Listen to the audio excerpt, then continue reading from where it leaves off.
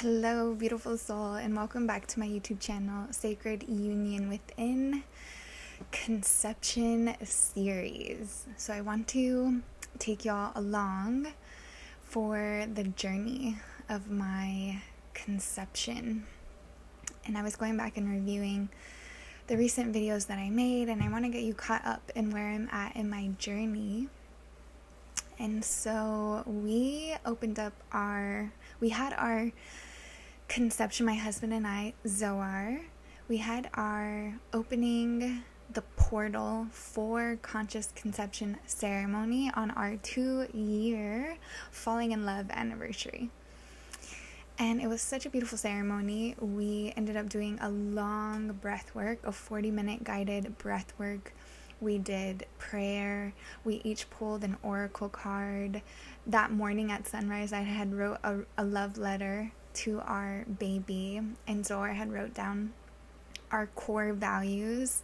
And so I read my letter out loud, and he went through the values one by one and shared why these values are so important to us. And it was just so sweet. And then of course we sealed the ceremony with making love. And I wanted to open up the ceremony then because I felt so ready, right? In my past video I was talking about how I got all of these synchronicities, this confirmation. I pulled an oracle card, and my question was, am I really ready to conceive? And it said yes. The first answer was yes, you are ready. It's love. It's a wave of cosmic love coming, and just get ready and write it. It's gonna be beyond what you can imagine. And that was all the confirmation that I needed, the reassurance.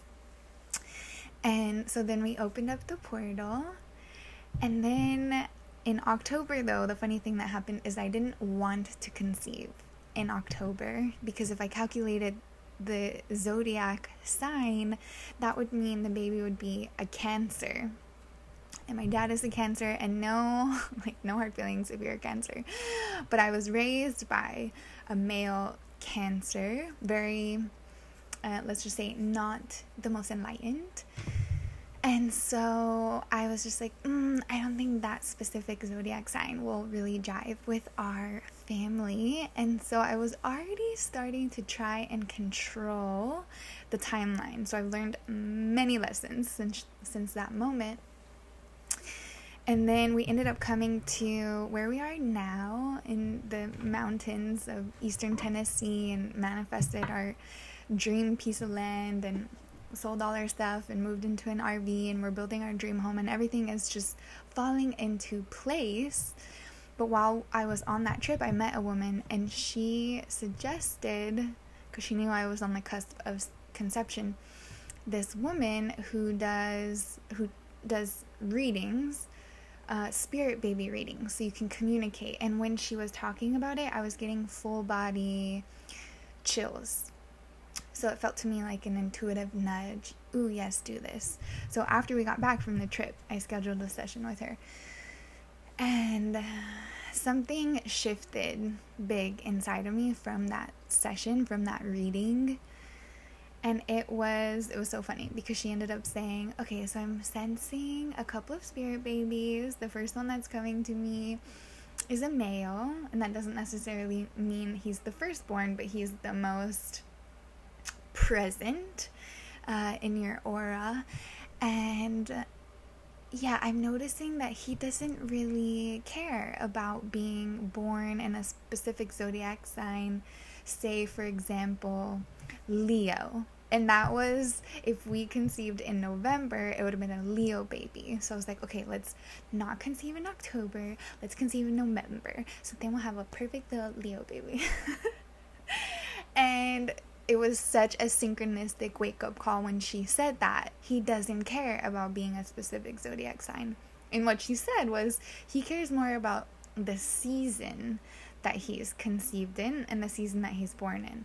So she said, I'm sensing he desires to be conceived in summertime, so that he can be birthed in spring, creation time, creation energy. And so I was like, okay, I'm ready to surrender specific zodiac signs, trying to control any part of this. And But summer felt really far away. That reading was in October, and I was ready to conceive a baby as soon as possible. And so she said, okay, but there's another spirit baby I'm sensing that has more feminine energy. And she doesn't necessarily care about the season or the zodiac. She just wants to feel invited into the process. And the energy is just going to be the right energy in the moment of conception. And so I loved that so much. So just being in a space of invitation. The invitation is open, and honoring the spirit baby's authority, sovereignty to choose their moment of conception, right? It's already inviting me to parent these children in ways where I see their individuality. I respect them deeply. It is a co-creation. And so essentially I got off that call and told Zohar, it was still October, it was the end of the month, I'm like, the conception doors are wide open, and we just need to be in an energy of inviting the spirit baby in.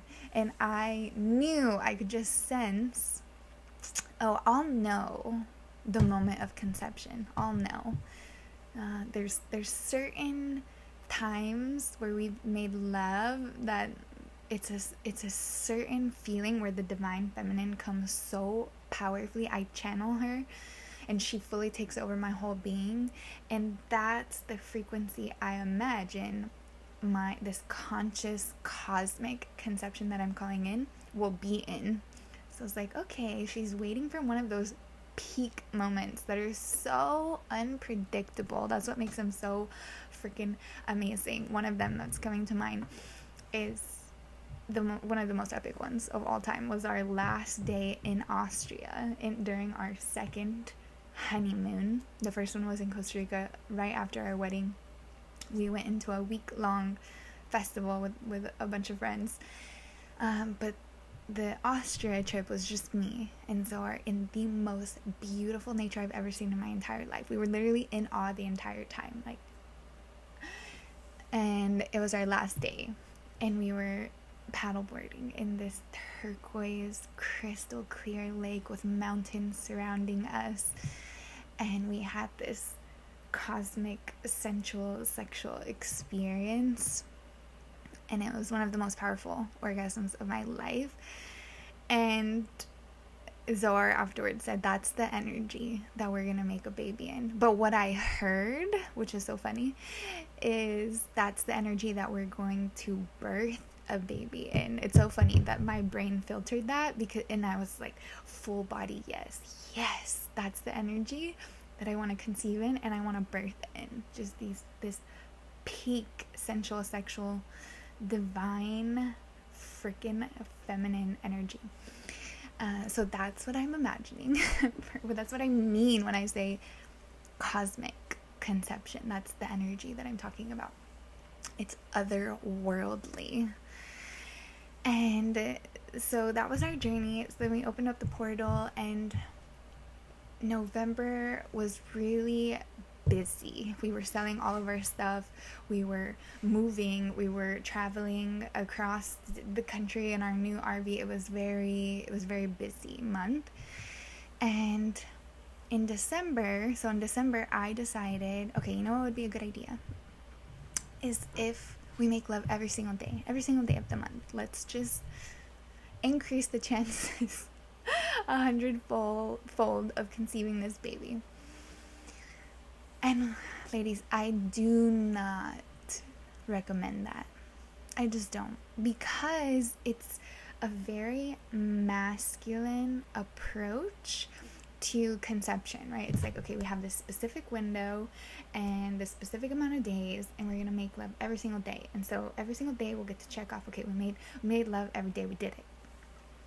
And what it did was put a lot of pressure on me. It put a lot of pressure on me, because then we didn't end up making love every day. So then I started to feel as though I was failing at this thing. I wasn't honoring my word. I wasn't following through. All of these stories kept coming up, and it was creating friction between me and Zohar because of how I was feeling about myself, because I put all this unnecessary pressure on myself.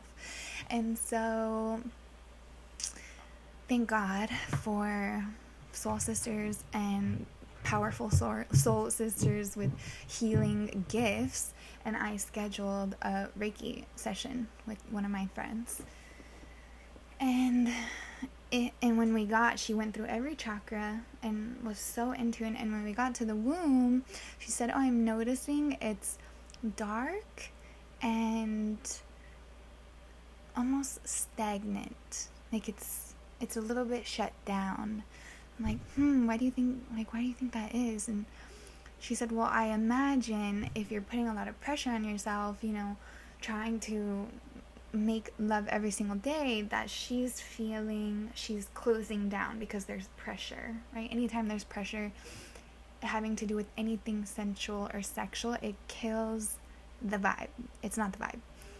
And so I had a huge shift there and was like, okay, let me come back to my heart and set a feminine intention for conception, which instead of a specific number of times making love, more how do I want to feel on a daily basis? How do I want to feel in my union? How do I want to feel inside my body? What's the energy that I want to cultivate every single day that then inevitably results in spontaneous, fun lovemaking? And so mine was connection, right? Connection. I want to feel connected. Intimacy. I want to, be open-hearted and vulnerable and letting Zohar wipe my tears whenever I'm emotional. And playful is one of the best, funnest energies to be inside of your relationship. All women out there, I encourage you to invite more playfulness. It is the magic of a beautiful relationship.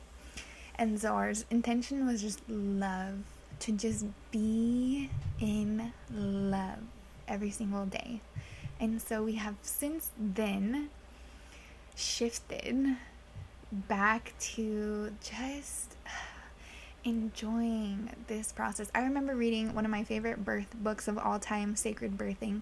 It said, okay, when you're getting ready to conceive, I want you to set aside 6 months. Let it be this 6-month journey where you start to create the field of conception, right? There's the energy of conception that you're building up, this bubble of bliss and intention, and a cocoon for the baby to come through.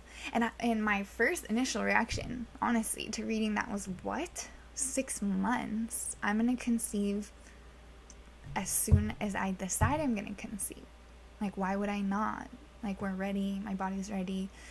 But the thing is, why conception is different than manifestation is because it's a co-creation between you and another individual soul, right? You don't have ultimate authority. It's a co-creation. And so that was a huge lesson for me. And so I love the idea of, ladies, if you're ever at any point getting ready to conceive, in your mind, just open up a new chapter in your book and know that just give yourself at least 6 months to just be in pure enjoyment of the process, of the unknown, of the making love and receiving his essence. It deepens your bond instead of being, maybe before you decide to conceive, there's always in the back of your mind, oh my God, I don't want to get pregnant. And you just get to let all of that go. You literally get to fully enjoy without any fear and just open the portal to life and put all of your trust and faith in God, Spirit's hands, and trust your baby. Your baby knows exactly the exact second that it is meant to be conceived, and it knows the exact second it is meant to be birthed. If we can bring back trust And those 2 moments in time, all the in between will be so much more enjoyable for us. And so what ended up happening in that December, it was a freaking roller coaster. I got my period 5 days early. My period is very regular, like clockwork. I have an app, I track the day that it says it's gonna come, it's gonna come. I've never got my period 5 days early, so I Google, oh, can you bleed? Can you be bleeding if you're pregnant? And there's this thing called implantation bleeding that can happen before your missed period, and it's just a little bit of blood, and it lasts anywhere from a couple of hours to 48 hours max.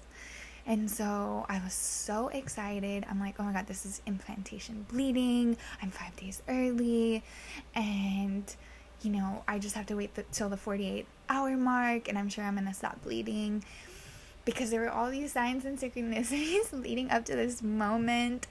My mom, who is in heaven, felt so present in my life. And I was like, that's it, I'm pregnant. And then day 3 came, and I was still bleeding, and day 4 and day 5, and then I stopped bleeding. It was my full 5-day period. And thank God, again, for sisterhood. And I had a friend tell me, oh, when I was putting too much pressure on myself, my period would come early.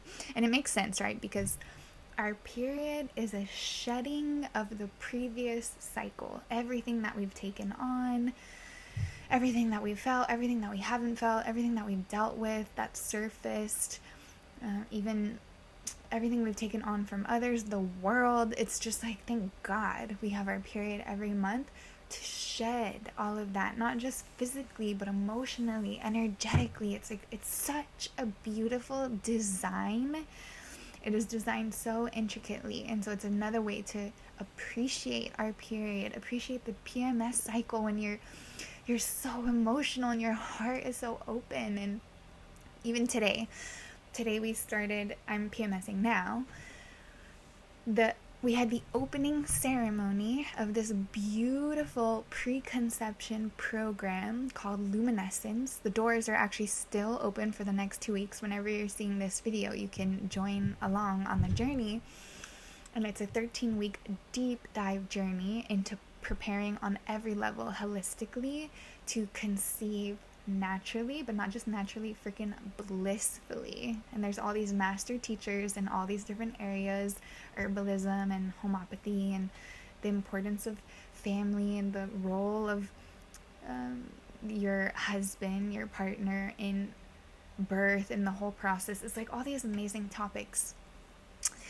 And she opened this, it's on Zoom, she opens the ceremony, and I literally just, not bawl crying or I'm like but just tears flooding down my face, flooding, and poor Zor looks over me and he's like, are you okay? Like, what?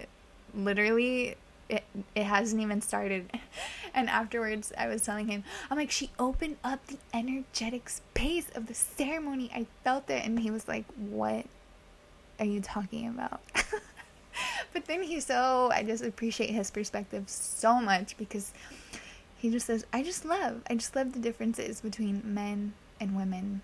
They're so different, and I just love them. Like, if we as genders can more and more appreciate the differences, we will have a more harmonious existence, and especially in our intimate relationships.